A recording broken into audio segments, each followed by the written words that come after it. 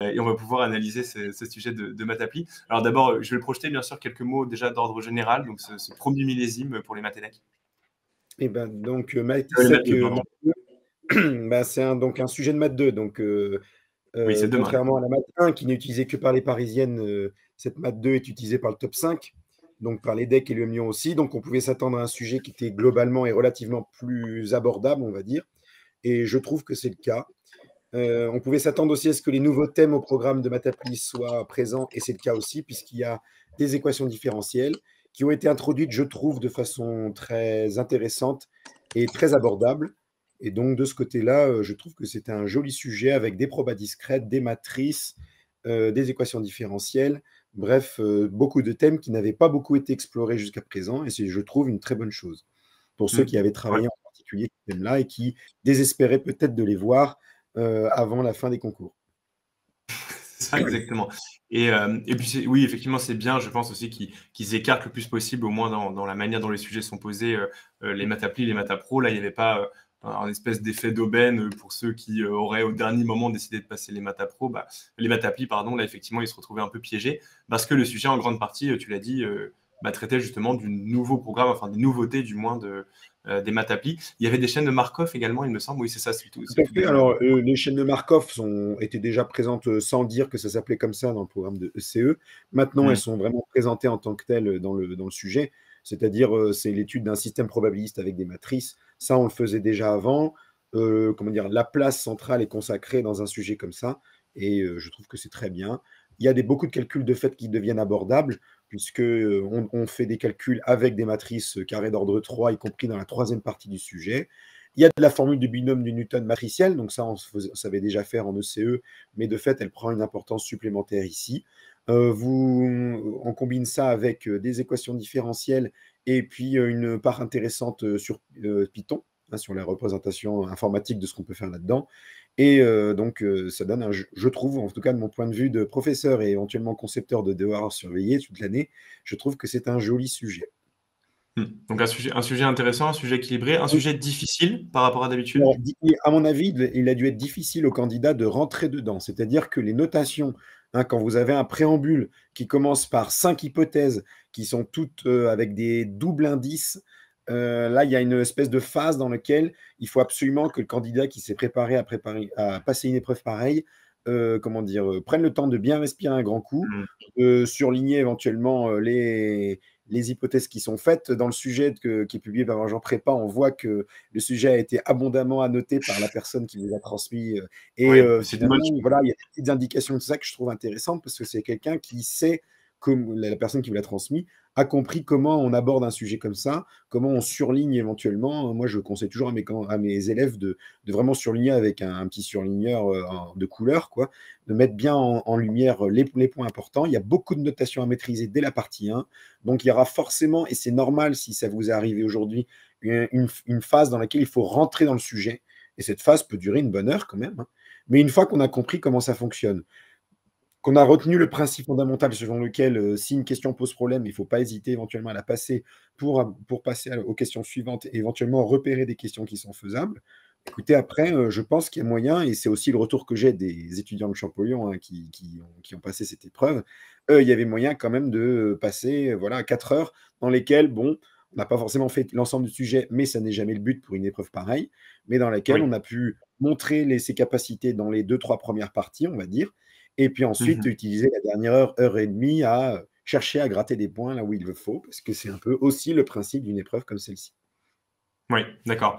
Alors on a la question de Clémentine assez classique, hein, qui revient, bon, toujours difficile de répondre, combien de pourcentage du Oui, sujet pour avoir 20? heu, ça me paraît vraiment difficile à évaluer cette année pour la raison principale qu'il s'agit d'un premier sujet de maths Mmh. appliquées. Donc même si on imagine bien qu'a priori le profil des candidats, en mathématiques appliquées ressemble beaucoup au profil des maths CE, il y a quand même aussi voilà, vraiment des grosses différences au niveau des antécédents de ces candidats et Bien sûr. aussi donc de fait de la préparation qu'ils ont reçue, concernant notamment les nouveaux thèmes au programme. Mmh.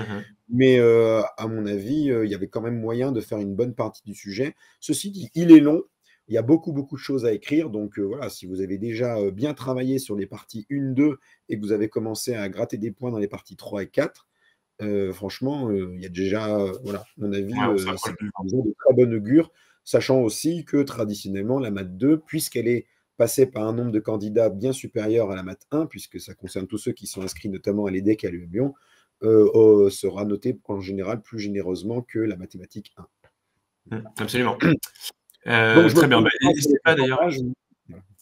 Pardon, je t'ai interrompu, David. Pardon, oui. Je me disais, je me prononce pas sur le pourcentage, mais je pense qu'à partir du moment où vous avez déjà fait au moins 50 des questions, vous avez déjà une très bonne note à cette épreuve. OK. Bah, entendons-nous bien, 50 en ayant, Ouais. évidemment tout bon, Oui, presque bien tout. sûr, bien sûr. OK.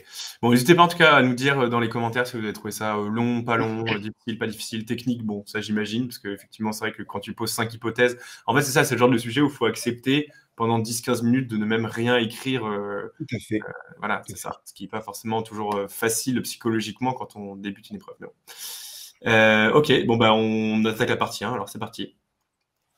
OK. Donc cette partie 1, c'est une partie dans laquelle il faut, à un moment donné, bien, comment dire? Prendre en compte effectivement les fameuses hypothèses et donc très important aussi et même à la partie 1, après le préambule, dans la partie 1 elle-même, juste en dessous du titre partie 1, il y a encore d'autres notations qui sont Ouais, introduites. c'est clair. Donc bon, on annonce l'objectif des 3 premières questions. Bon, d'accord, très bien et donc l'idée, c'est que, il y a 2-3 formules fondamentales qui sont demandées d'emblée, qui vont faire intervenir, comme c'est écrit d'ailleurs dans les annotations du sujet, je trouve ça intéressant. La question 1 va évidemment faire apparaître effectivement, une formule des probabilités totales, Mmh. donc qui est écrite avec le système complet d'événements associé à la variateur xt, sachant qu'on vous dit d'emblée que toutes les variables xt prennent toutes les valeurs de 1 à n et en fait, c'est donc uniquement écrire la formule des probabilités totales dans la Ouais. question 1. Dans la deuxième question, écrire qu'une somme de probabilité de la loi d'une même variatoire xt plus h, eh bien, cette somme des probabilités de la loi vaut 1, même s'il s'agit d'une probabilité conditionnelle. C'est aussi le principe de la loi d'une variable aléatoire, même si on la calcule pour une probabilité conditionnelle, pardon. Mmh. Oui. Et après, donc, faire le lien avec, le fameux, ce qui ressemble en fait à un développement limité d'ordre 1 ensuite, eh Mmh. bien, il s'agit de faire le lien avec l'hypothèse H5, dans laquelle on remplace simplement les probabilités conditionnelles par le calcul qu'on avait fait là-haut. Donc en fait, ces 2 premières questions sont vraiment basées sur, le principe de la loi des probabilités totales et que la somme des probabilités de la loi d'une variatoire fait 1, mais en le couplant avec les notations introduites dans le préambule et c'est en ça que ce sont des questions difficiles. Donc ceux qui ont l'habitude de bien rentrer dans un sujet de ce type-là, en prenant en compte les notations, auront traité ces 2 questions en moins de 10 minutes, je pense. Oui, c'est ça, il D'accord? fallait juste bien comprendre de quoi on Inversement, parlait, mais oui, il n'y avait c'est pas de ça, difficulté, autre que celle-ci. OK. tout à Heu, fait. tac, tac. Voilà, la fin de la question 2, conclure que la somme des alpha ij égale 0. C'est une petite question subtile comment dire? Qui a trait à l'unicité du développement limité. À gauche, on a une fonction constante égale à 1. À droite, on a un développement limité d'ordre 1. Par unicité d'un développement limité, la somme des alpha ij doit forcément être égale à 0. On peut aussi s'en Mmh. sortir en faisant une transposition des 1 à gauche et puis en divisant par h. J'écrirai tout ça en détail dans le Oui, corrigé. c'est ce que suggère le candidat d'ailleurs. Il a écrit transposer vers la gauche, Voilà, judicieusement. tout à fait. Mmh. Voilà, c'est ça, c'est intéressant. Bah, bravo. Et Au moins un point. à mon avis, c'est quelqu'un qui est bien rentré dans le sujet, qui vous a transmis l'énoncé, c'est pas mal. C'est ça. Ouais, ouais, il écrit ses petits c'est sympa, hein, il écrit ses petits on comprend ce qu'il a Oui, fait, oui, quoi. Même pas besoin de la copie, quoi. OK. oui, tout à fait. Question 3 donc. Donc après, dans la question 3, ben, on fait le lien avec les questions précédentes, hein, ici, vous faites le lien entre la question 1, puisqu'il faut reprendre la probabilité que xt plus h est égal à j. Vous écrivez une formule des probabilités composées pour transformer la probabilité de l'intersection qu'on avait dans la somme de la question 1 comme un produit de probabilité. Vous reprenez les notations qui ont été introduites et donc c'est vraiment la 3A, c'est la prise en compte, le couplage entre les questions 1 et 2, le lien entre les deux étant donné par la deuxième forme des probas totales qui utilise les probabilités composées dans la somme. Ayant fait ça, ayant bien en tête les notations des fonctions fj, enfin de la fonction Mmh. fj, eh bien, vous transposez le P de xt égale j qui est dans la formule de 3a en haut, vous le transposez à gauche, ça vous fait votre fj de t plus h sous moins fj de t. Vous divisez tout ça par h et vous obtenez le petit taux de 1 et la somme des phi de t. Donc, c'est vraiment une question de réécrire les notations à nouveau. Ouais. Et l'énoncé vous met sous le nez, dans la question 3b, un magnifique taux d'accroissement de la fonction fj au point t, dans lequel vous allez faire tendre h vers 0, ce qui est bien le but, pour obtenir fj' de t. Donc là, vraiment, C'est ça qui est intéressant là-dedans, c'est qu'on couple des probabilités, des sommes et une définition de la limite du nombre dérivé comme limite du taux d'accroissement. Mmh. Donc il y a de l'analyse et des sommes et des probabilités dans tout ça. Ça fait donc une relation FJ' de t égale somme des FI de t alpha et J, qui, si on les écrit en ligne, c'est en ligne, oui, eh bien, on fait apparaître naturellement le produit matriciel LT fois G à droite et la matrice ligne LT' à gauche. Prenez le temps de bien tout écrire, mais ça, en l'occurrence, si vous avez travaillé sur les systèmes différentiels notamment, hein, et ici c'est un système différentiel généralisé de taille n, eh bien c'est quelque chose voilà, que vous aurez pu éventuellement repérer et faire Ouais, apparaître. donc ça, c'est la 3C, Le... hein, c'est ça. On vérifie, Voilà, pardon. ouais. Ah, tout à fait. Ouais. Donc, moi, je trouve que ces questions 1, 2 et 3 s'enchaînent très bien à partir du moment, je répète, hein, et c'est ça la difficulté principale, où on a réussi à entrer dans les notations du sujet. Après, bon, bah, je trouve que c'est voilà, pour des candidats qui se sont préparés, qui sont confrontés à des sujets qu'on avait dans les annales, dans lesquels vous avez l'habitude de manipuler des notations avec des indices, eh bien, vous arrivez en confiance à réussir les 3 premières questions, même si ça prend du temps, même si vous prenez le temps nécessaire pour tout rédiger bien proprement, hein, même en écrivant les matrices explicites avec des 3 petits points autres. Je pense qu'il y a moyen quand même de faire quelque chose d'intéressant, de rigoureux, ce qui est, dans une épreuve comme ceci, toujours fondamental pour les concepteurs et les correcteurs. Hein, comment dire, avec un peu d'expérience dans les corrections de concours, on dit souvent que les premières questions, la rédaction des premières questions va donner la tonalité générale pour une copie de mathématiques. Ça paraît un peu bête, mais dans d'autres matières, on dit que c'est souvent dans l'introduction d'une dissertation qu'on voit à qui on a affaire. Là, sur ces 6 premières questions, je pense que ça quand même aussi, ça sera quand Ouais, même assez on sait à qui on a affaire à l'issue de ces questions-là, quoi. Ouais, tout à fait. absolument. Ouais. Très clair, très clair, très clair. Et donc ensuite, on passait à la question 4. Donc la Ah question oui, donc là, ouais. 4, OK. Mmh. alors il y a une histoire de théorème de transfert là-dedans. Bon, il faut écrire les choses, il y a une loi uniforme, sur l'intervalle 0T. Donc d'un seul coup, on passe des probabilités discrètes, enfin, on avait l'impression d'être dans les probabilités discrètes et on était dans les probabilités discrètes dans les questions précédentes. Et d'un seul coup, là, on vous fait passer, donc à un théorème de transfert avec une loi à densité. Donc il faut être un petit peu agile et habile là-dedans. L'idée, c'est que, il suffit d'écrire le théorème de transfert et voir assez rapidement comment on fait apparaître l'intégrale demandée. Et donc de ce côté-là, je pense que les candidats qui ont bien écrit la densité d'une loi uniforme et qui ont appliqué le théorème de transfert s'en sont sortis sans trop de difficultés. Mmh. Après, dans tous les cas, si ça pose le moindre souci, de toute façon, quand on dit montrer que l'espérance existe et vaut tant, ça veut dire que l'énoncé vous donne le résultat, de sorte que si vous avez une difficulté technique à l'obtenir, n'oubliez pas, si le résultat est dans l'énoncé, ça veut dire qu'on va en avoir besoin dans la suite, c'est ce qui se passera, et que l'énoncé vous le donne à dessein pour que vous ne soyez pas bloqué par le fait qu'il vous manque Ouais, l'expression. on peut l'admettre, si jamais, on n'a pas réussi Tout à à le fait. démontrer, quoi. Mmh. C'est le principe dans une épreuve comme ça. Si au bout de 10 minutes, on n'a absolument aucune idée de la façon dont se demande cette question, comme le résultat est contenu dans l'énoncé, passez à la suite en surlignant le résultat que vous avez admis. Il est tout à fait d'ailleurs honorable hein, de dire j'admets ce résultat parce que je ne sais pas comment le démontrer, je dis juste j'admets le résultat et je passe à la question suivante. Mmh. Voilà. Dans la question suivante, eh bien, on vous introduit une petite matrice de 2 et assez rapidement, en écrivant les choses, hein, donc n égale 2, ça veut dire qu'on demande de réécrire toutes les relations précédentes avec 2 composantes seulement. Donc les matrices LT, LT' ont 2 composantes seulement. Vous écrivez bien correctement le résultat de la question 3C dans le cas où n égale 2, vous avez 2 fonctions f1 et f2, et vous ferez apparaître un système différentiel à deux équations dont l'une des deux est la fameuse y' plus a plus by égale b. Ouais. C'est une équation qu'on doit savoir résoudre, hein, puisque c'est une équation du premier ordre avec un second membre. Donc on sait comment la résoudre. On a une méthode vue dans le cours sur les équations différentielles. Vous cherchez une solution particulière. Ici, on cherchera une solution constante. Et puis, vous cherchez aussi la solution générale de l'équation homogène y' plus a plus by égale 0. Et vous en déduisez donc la forme générale de F1, qui est donnée dans l'énoncé à la question 5b, pour le coup. La question pour la fonction F2 qui est demandée, en fait, on ne vous demande pas de suivre la même démarche, mais il fallait comprendre tout seul qu'il était question de faire exactement le même type de calcul, sachant que si on regarde bien les choses, a priori, l'équation, la fonction f2 va vérifier une équation différentielle d'ordre 1 très proche de celle de f1. Il y a juste un signe moins qui change quelque part. Donc les fonctions f1 et f2, on les obtient comme solution d'une équation différentielle qu'on a apprise à résoudre donc dans le cours de mathématiques appliquées. Et là, on reconnaît la patte du concepteur qui est très content d'avoir pu introduire des équations différentielles, même si elles sont d'ordre 1 et qu'elles restent, mine de rien, assez simples. Ça, on n'aurait pas pu le faire, ou en tout cas, on aurait pu le faire de façon beaucoup plus compliquée avec le programme de CE. Maintenant, c'est quasiment une figure imposée du programme de mathématiques appliquées. Ouais. La question suivante, 5C, est un petit peu plus technique, d'accord ? Il faut bien avoir conscience des valeurs que peut prendre dans la fonction f1. Alpha moins p fois exponentielle de moins a plus b fois t.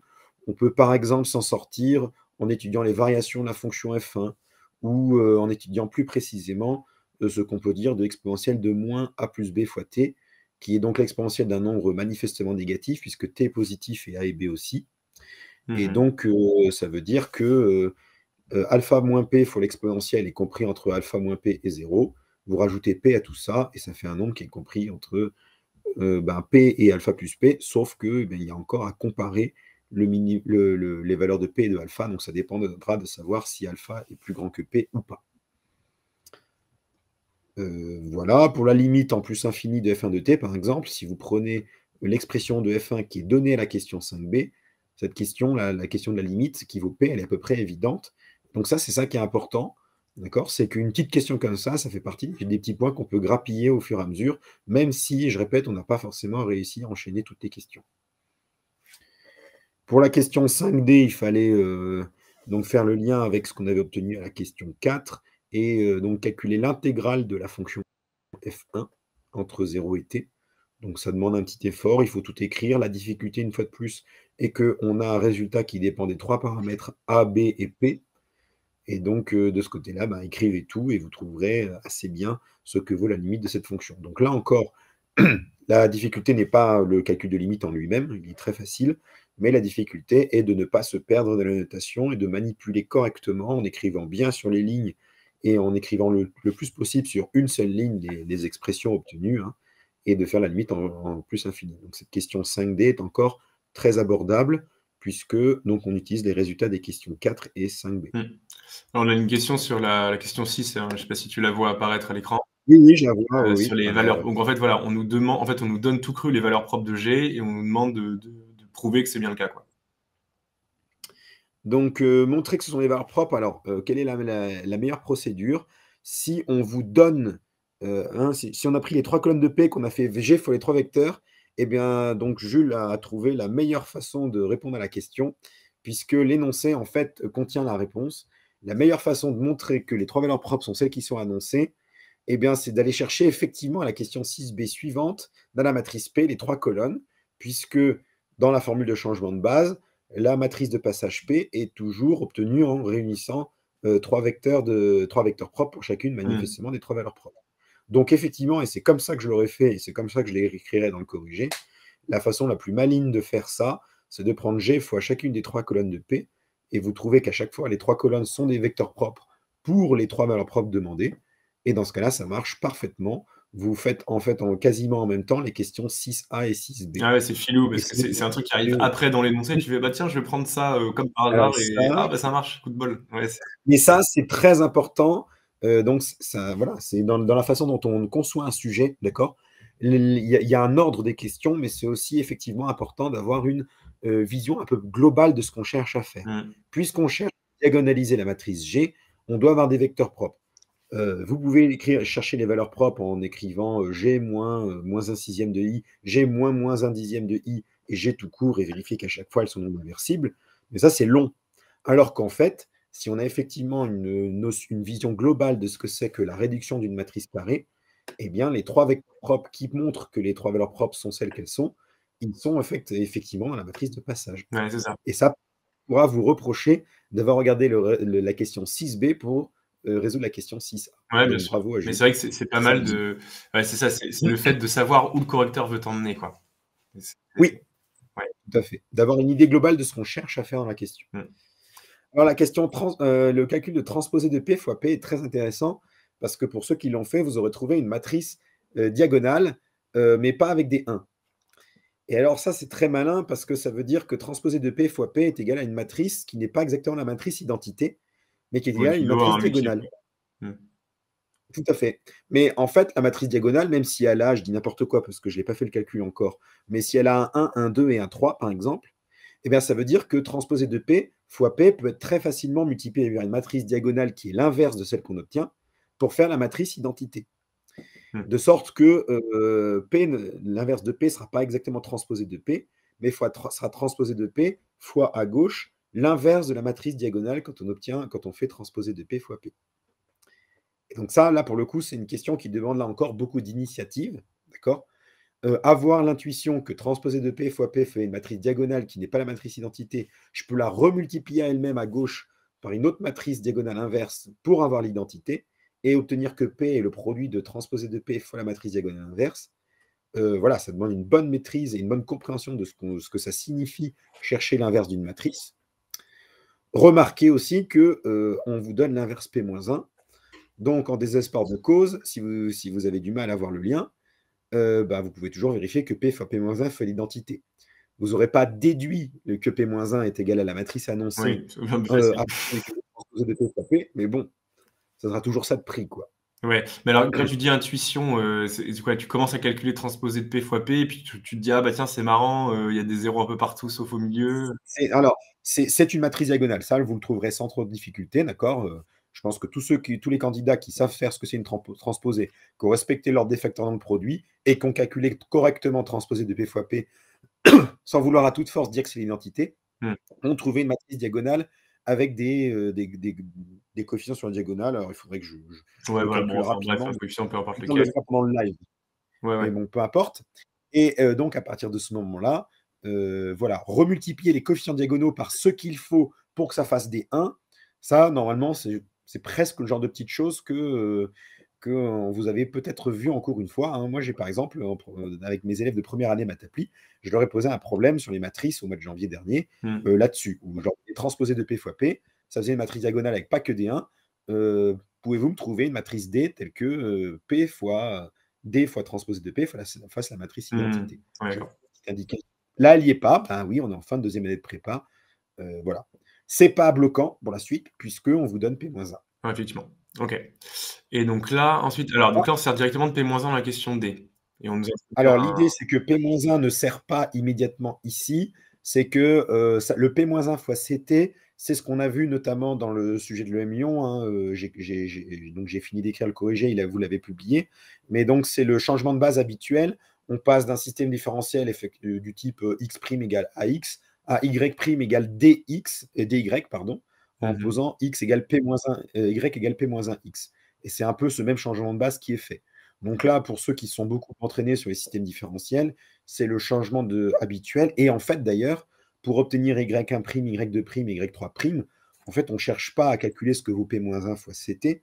On cherche vraiment à réécrire le système différentiel correspondant, le L'T égale LT fois G. On le réécrit avec un changement de base et ça fait quelque chose du type, si vous l'appelez Y, le vecteur colonne qu'on vous donne, Y1, Y2, Y3, ça fait Y' égale Y fois la matrice diagonale D. Mmh. Enfin, la matrice diagonale G, pardon. OK. Enfin, la matrice diagonale semblable à G, pardon. Voilà. Et donc, en fait, composante par composante, on obtient les 3 équations différentielles d'ordre 1 simple, Y'1 égale 0, Y2' égale moins 1 dixième de Y2, Y3' égale moins 1 sixième de Y3. 3 équations différentielles d'ordre 1 qu'on sait résoudre, qui sont les équations qu'il faut savoir résoudre sur les équations différentielles, sont des équations différentielles homogènes, dont les solutions sont de la forme, exactement celles qui sont dans la matrice colonne qu'on trouve à la question E, c'est-à-dire alpha fois exponentielle de 0, donc fois 1, bêta fois exponentielle de moins 1 dixième de t, gamma fois exponentielle de moins 1 sixième de t. Mmh. Ça, c'est les solutions du système différentiel déporté y' égale y fois la matrice diagonale. Vous remettez le p dans l'autre sens, et donc CT égale P fois Y, et donc ça donne ce qu'on vous annonce ici. C'est très joli parce que ensuite, vous pouvez calculer la limite lorsque t tend vers plus infini des composantes de la matrice CT, et donc obtenir, si vous avez bien en tête les notations, les limites des probabilités des xt égale i, qui valent manifestement toutes les trois un tiers. Ça veut dire qu'à long terme, on est en situation d'équiprobabilité. Voilà, voilà. Pour la suite, alors là, ça se corse quand même pas mal à la question numéro 7, parce que donc on revient à des notations où on remplace t par des fractions, hein, j sur k, etc. Donc là, c'est un petit peu plus technique. Je ne sais pas si ça vaut le coup de vraiment passer du temps pour décortiquer chacune de ces questions, mais ça sera, à mon avis, plus intéressant de Ouais, en regarder ce que ça corriger. donne dans Hmm. l'idée, c'est que vous avez donc des calculs de limites dans lesquels il y a beaucoup de notations, mais dans lesquels on fait intervenir aussi deux, trois petites choses un peu sympathiques qui font intervenir une loi exponentielle notamment, et enfin en tout cas, il y a quelque chose qui ressemble à une loi exponentielle, hein. Je ne me prononcerai pas plus parce que je n'ai pas vu le détail. Et voilà, P de Y plus grand que X, par exemple, la question 7C, eh bien, ça va donner P de Y inférieur ou égal à X par événement contraire.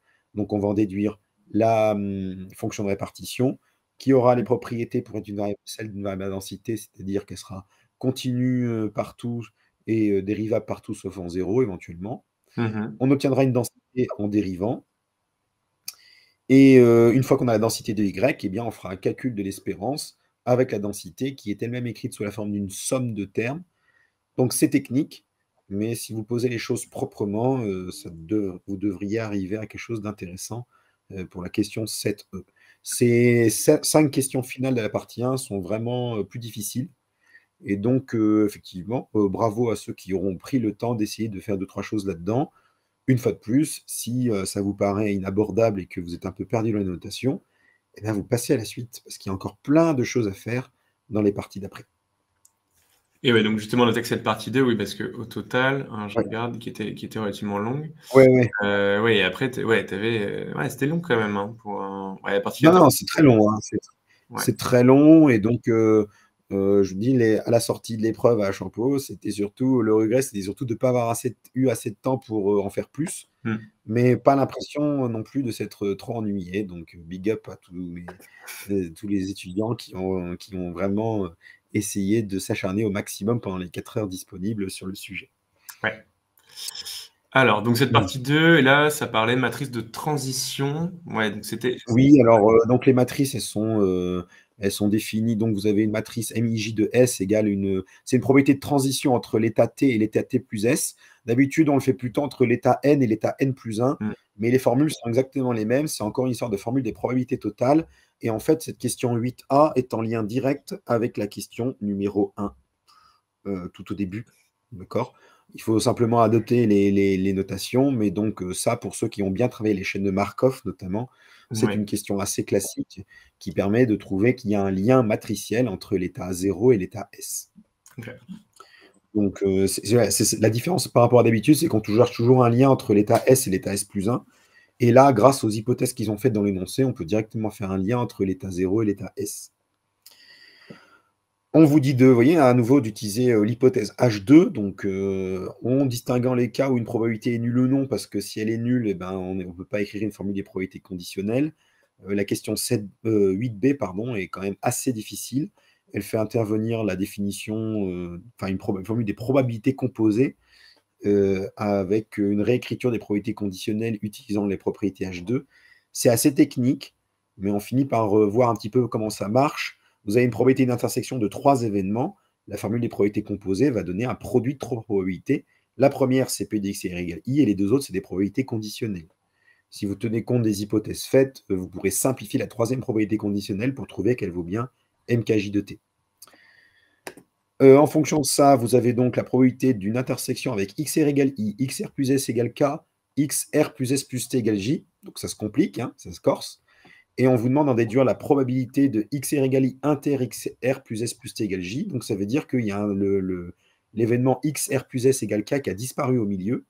La seule formule qui permet de faire ça en faisant apparaître au passage une somme, c'est celle qui consiste à sommer pour toutes les valeurs de K de 1 à N. C'est donc en fait, une fois de plus, une formule des probas totales.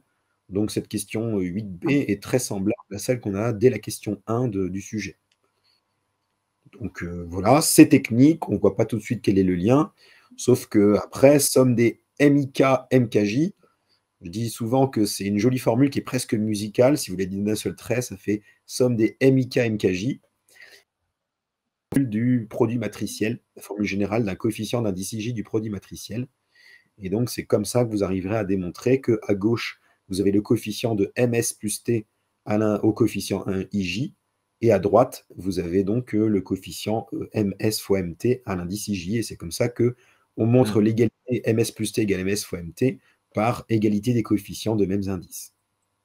Comme le dit le candidat, là, énoncé, oui, il faut faire le lien avec l'énoncé. Ouais, et il propose récurrence pour le D. Ah oui, c'est une excellente idée. M fois KT est égal à M de T puissance K. C'est évidemment la bonne idée à avoir eue ici. Vous posez une récurrence, sachant que quand vous allez écrire l'étape d'hérédité, M de K plus 1 fois T, ça se développe en M de KT plus T. Et donc, vous êtes amené à utiliser la relation précédente avec S égale KT. Et ça se fait très, très bien. Ouais, d'accord, oui, c'est vraiment la conséquence directe. Oui, et puis ouais, tu as le cas appartenant à une étoile. Bon, bah, tu dis, ouais, Donc, récurrence, ça sent bon la récurrence. On s'est perdu dans les questions ABC, et ben on se rattrape avec la question 7D, on prend les points et on n'a pas perdu notre temps en rédigeant cette récurrence. Ouais.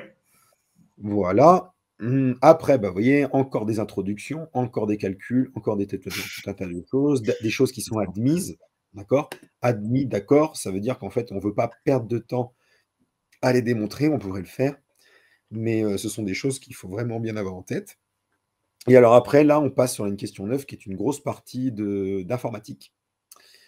Et alors là, c'est un peu plus technique parce qu'il faut donc bien avoir en tête les commandes qui sont spécifiques au travail avec les matrices. Alors l'idée, c'est que là, pour le coup, enfin, à moins que la dernière page n'ait pas été transmise, mais je ne vois pas dans le sujet qui nous a été transmis la petite liste qu'on avait notamment à Écricom des commandes utiles en Python. Donc c'est soit, on vous rappelle quand même 2 points importants dans le préambule de la question 9. C'est sans doute que c'est suffisant. Je n'ai pas encore eu le temps de regarder spécifiquement le détail de ces questions Python, mais globalement, ça devrait rester à peu près simple si on a bien compris de quoi il s'agit. Je ne vais pas me prononcer trop pour l'instant, je préfère prendre le temps. Oui, là, on te prend un peu au dépourvu, effectivement. Bon. On a un joli graphe, on a un joli tracé à la question C qui vaut le coup d'être interprété. On voit bien que les 3 trajectoires tendent toutes les deux vers un tiers. Et dans ce cas-là, bien sûr, vous faites le lien avec une la question oui, je ne sais plus laquelle, mais c'est ça. dans laquelle on avait trouvé que les 3 probabilités tendaient vers un tiers. D'accord. Donc voilà, c'est celui-là, c'était la question 6E qui fait le lien avec celui-ci. Ouais, d'accord. Expliquer en quoi ce graphique est cohérent avec le résultat obtenu. Oui, bah oui, un tiers, un tiers, un tiers. On retombe sur nos pattes. OK. OK. Et donc ensuite. Après, une question de simulation, d'accord. Ouais. Donc là encore, l'idée, c'est à chaque fois qu'on a une certaine valeur de LT qui est obtenue par simulation, et ben, ça incrémente d'autant une variable. Donc ici, manifestement, la valeur de S. Là encore, il faudra que je regarde le détail. Je n'ai pas encore eu le temps de voir le lien avec ce qui précède, mais il me semble que ça a un lien quand même avec la matrice M de T qui a été définie précédemment. OK. Ouais, bon, ça pareil, on verra au corrigé. Voilà. Sur la partie info, c'est un peu plus difficile à commenter en direct. On voit moins l'intérêt. C'est des choses, oui, c'est moins intéressant à commander en direct, c'est clair. Tout à fait. OK. Et donc là, partie 3. Partie 3, donc en général, à partie 3, il reste quoi? 1 heure et demie aux candidats qui ont pris du temps pour vouloir rédiger les parties précédentes. Donc, c'est le moment où on commence à se mettre un peu la pression. Mais il y a encore ça vaut encore le coup d'essayer de rédiger proprement les questions 10 ABC. Là, vraiment, il y a encore des choses très intéressantes qui sont des choses assez courantes et assez classiques dans le programme de Matappli. La question 7A, c'est effectivement une récurrence, comme suggéré par la personne qui a traité le sujet. Pour ça, ça demande d'avoir calculé G carré, en fait. La matrice génératrice qui est tout en haut, hein. Vous calculez son carré et vous trouverez que ça vaut moins alpha moins b fois G. Et donc, vous enclenchez une récurrence. Voilà, on a des calculs de puissance de matrice un peu classiques du même genre. Pensez à la matrice J des 1 partout. Vérifie que J carré égale 3J, par exemple, et c'est ça qui permettait d'enclencher la récurrence. Là, vous trouvez que G carré égale moins alpha moins b fois G. Normalement, c'est vraiment le genre de petit réflexe, même si voilà, on prend un peu de temps pour se Oui, c'est accessible comme question. On peut avoir, d'idées qu'on peut avoir. La 10B est une très jolie application de la formule du binôme de Newton matriciel. Donc, on rappelle à cette occasion la nécessité absolue de justifier que les deux matrices qu'on a sous la somme dans la puissance K commutent. Et ce qui est évident, parce qu'il y en a une des deux qui veut la matrice identité quand même. Oui. Et donc, c'est un calcul là, pour le coup, c'est un calcul de binôme matriciel très classique avec l'une des deux matrices qui veut la matrice identité. Vous prenez le temps de tout écrire, de remarquer que dans la question 7a, la formule pour g puissance i n'est pas valable pour i égale 0. Donc, dans la somme du binôme de Newton où i variera de 0 à k, il faut sortir le terme pour i égale 0 et vous obtiendrez ce qu'il faut. Et en fin de DS comme ça, enfin en fin d'épreuve, Ouais. si tu justifies pas que ça commute, enfin tu vois, tu peux estimer que c'est Eh ben, trivial. bon, je pense qu'il y a un petit point de rédaction qui est prévu là-dedans. Ça ne fait pas 0 Ouais. à la question, d'accord? Mais Mais t'es voilà. pénalisé quand même, quoi. Même si Bah, c'est trivial. c'est l'idée qu'en toutes circonstances, même après 2h30, 3 heures de sujet, d'accord, on est encore capable d'avoir conscience qu'il faut donner ce genre de petites justifications, c'est important. Ouais. La question 10C, pardon, est destinée à calculer la somme, qui est en fait maintenant une somme de réels qui multiplie la matrice G dans la relation précédente. Et en fait, ça, c'est souvent ce qu'on fait quand on fait des calculs matriciels avec une matrice G qui vérifie une relation de récurrence du type de celle de la question 10A. C'est qu'en fait, ici, c'est une somme de binôme de Newton, mais dans les réels, et qu'on va calculer dans le sens inverse. C'est-à-dire qu'on revient de la formule développée sous la forme d'une somme à la formule sous la forme d'une puissance. C'est celle qu'on trouve dans le membre de droite. Donc, il y a deux choses à régler là-dedans. Il y a un terme pour i égale 0 qui manque. Forcément, il avait été extrait au niveau matriciel dans la question précédente. Et là, il va manquer pour les réels, donc on le compense. Et puis, il y a la gestion du i moins 1 dans l'exposant de moins alpha moins bêta. Là, il nous faudrait un k moins i et pas un i moins 1. Donc, il y a une petite manipulation à faire de sorte qu'on obtienne quelque chose du type somme pour i variant de 0 à k des i parmi k fois quelqu'un à la puissance i fois quelqu'un d'autre à la puissance k moins i. Et donc, on utilisera la formule du binôme de Newton comme ceci. Astuce, pour ceux qui ont du mal à voir le plaçage dans ce sens-là, on vous demande de montrer une égalité. Donc, vous auriez très bien pu aussi partir du membre de droite, le développer avec le binôme de Newton, 1 moins alpha plus bêta fois t sur k, le tout puissance k, faire la compensation de terme avec le 1 qui était devant, divisé par alpha plus bêta, et retrouver le membre de gauche. C'est tout à fait admissible également. Voilà, voilà. Ce qui fait qu'on trouve que la matrice M de T, qui est annoncée, alors là, il faut revenir au préambule qui est juste avant la question 9 pour retrouver la définition de la matrice M de T avec la relation étoile. C'est une limite de identité plus T sur K fois une autre matrice, le tout à la puissance K. Eh bien, vous le réécrivez comme ceci. Vous avez, grâce à la question précédente, la question 7b et la question 7c, une expression de la matrice qui dépend de K dont vous devez calculer la limite pour obtenir M de T. On se retrouve sur un calcul en fait qui est souvent fait, non pas du tout dans le point de vue matriciel, mais qui est vu du point de vue des limites de suite, utilisant des équivalents ou des développements limités. J'indiquerai clairement le résultat classique, c'est que 1 plus a sur k, le tout puissance k, tend vers exponentielle de a quand k tend vers plus infini. C'est exactement le même genre de choses qu'il faut appliquer ici. Un petit développement limité à l'ordre 1 de l'expression explicite du membre de droite de la question C marche très bien pour trouver la limite du coefficient qui est devant G. Et donc, c'est comme ça que vous obtenez la matrice M de T. Ouf. Ok. Parce qu'en revenant donc au coefficient, c'est comme ça qu'on obtient, donc en regardant les coefficients de la matrice M de T, c'est comme ça qu'on obtient le premier élément, donc exponentielle de moins alpha plus bêta fois T. Pareil pour les deux autres coefficients. Il suffit de voir concrètement ce qui se passe quand on multiplie la matrice M de T par le vecteur initial. Ouais. Bon, c'était plus dur là quand même, j'ai l'impression. Enfin... Alors, c'est beaucoup plus dur au niveau des notations toujours, d'accord? Mais si on a encore un petit peu de lucidité, qu'on écrit les choses, et surtout qu'on a du temps, et c'est pour moi le facteur principal qui aura manqué ici, c'est qu'on arrivera à trouver ces résultats. Là, si vous arrivez jusque-là, déjà bravo. Bravo, parce que là, vraiment, vous avez bien maîtrisé le sujet. La question 11 est une question dans laquelle, d'un seul coup, ça se radicalise, on va dire.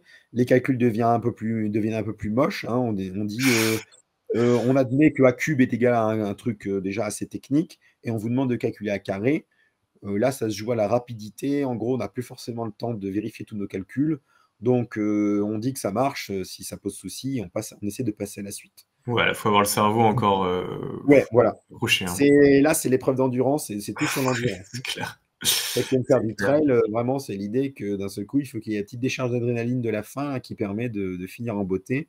Donc, voilà. Donc, Alors pas là, le d'inquiétude. candidat suggérait polynôme annulateur pour U de X. U moins 2X plus X. Oui, oui, tout à fait. C'est effectivement un polynôme annulateur, hein.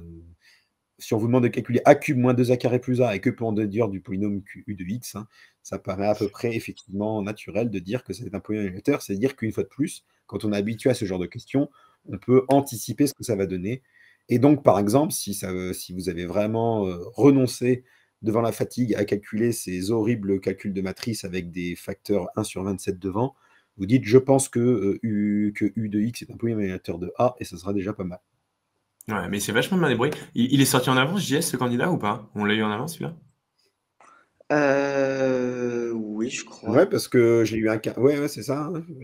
On l'a Bah eu. ouais, je sais pas Moi, comment je il a l'ai fait eu pour à la faire fin de ça. l'épreuve. Donc, C'est bizarre enfin, que ce soit pas fait 4-1, celui-là. Bon, enfin. Mais peut-être qu'il était dans un autre centre, des Ah transcriptions. oui, ouais, peut-être, effectivement. Peut-être qu'il sortait plus tôt que bien, les métropolitains. Ouais, parce que là, pour le coup, il y a des annotations jusqu'aux dernières questions. Donc, ouais, ouais, non, c'est clair. Et au moins, il a souligné partout, donc il a tout lu. ouais. Ok, Les questions d'après, d'accord. les questions d'après sont aussi très abordables, mais uniquement dans l'hypothèse où il nous reste du temps. Et là, ça devient, voilà, ça devient très compliqué, hein. Donc, très Ouais. bien pour ceux qui ont. Voilà, c'est pour ça que je dis, on aura le regret, ça aurait été essentiellement de ne pas avoir assez de temps. Ça, c'est une épreuve qui, si elle veut être rédigée correctement et sereinement, il faut prendre plutôt 6 heures que 4 heures. Donc, c'est vraiment une question de course de vitesse dans cette histoire.